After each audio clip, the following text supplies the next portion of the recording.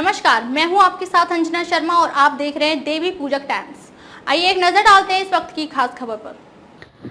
अखिलेश यादव को सहयोगियों की सलाह, कहा मायावती कुशल नेता, सपा बीएसपी दोनों मिलकर इंडिया गठबंधन। बसपा सुप्रीमो मायावती को लेकर इन दिनों काफ़ी चर्चाएं चल रही हैं। बसपा सांसद मलूक नागर ने तो यहां तक कह दिया कि अगर उन्हें आगामी चुनाव में प्रधानमंत्री पद का उम्मीदवार बनाया जाता है तो बसपा इंडिया गठबंधन में शामिल हो सकती है। इस बीच समाजवादी पार्टी की सहयोगी महादल के नेता केशव देव मौर्य के बयान ने भी हलचल मचा दी है। उन्होंने भी बसपा की इस मांग का समर्थन दिया है।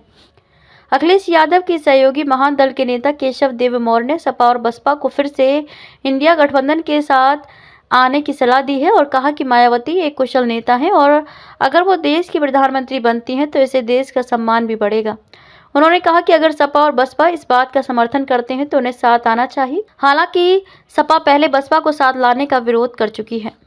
मायावती को पीएम उम्मीदवार बनाए, केशव मौर्य ने अपने सोशल मीडिया अकाउंट पर पोस्ट शेयर करते हुए कहा कि सपाई और बसपाई दोनों मिलकर 2024 में इंडिया गठबंधन के बैनर तले बहन मायावती जी को देश का प्रधानमंत्री बनाओ और 2027 में सपाई बसपाई दोनों मिलकर अखिलेश यादव जी को उत्तर प्रदेश का मुख्यमंत्री बनाओ। बात अच्छी लगे तो आओ हाथ मिलाओ। वहीं एक और ट्वीट में उन्होंने मायावती को टैग करते हुए कहा कि बहन मायावती जी असली धर्मनिरपेक्ष नेता हैं जो सभी धर्मों का, सभी वर्गों का सम्मान करती हैं, पाखंडवाद से, अंधविश्वास से मुक्त हैं, कुशल प्रशासक हैं। जब बहन जी मुख्यमंत्री थी तो उनके डर से सारे अधिकारी हनुमान चालीसा पढ़ा करते थे। ऐसी काबिल और दूरदर्शी नेता इस देश की प्रधानमंत्री बने तो देश का विकास भी होगा और देश का सम्मान भी बढ़ेगा। कांग्रेस से अपील है कि तत्काल बहन जी को इंडिया गठबंधन से प्रधानमंत्री का चेहरा घोषित करें।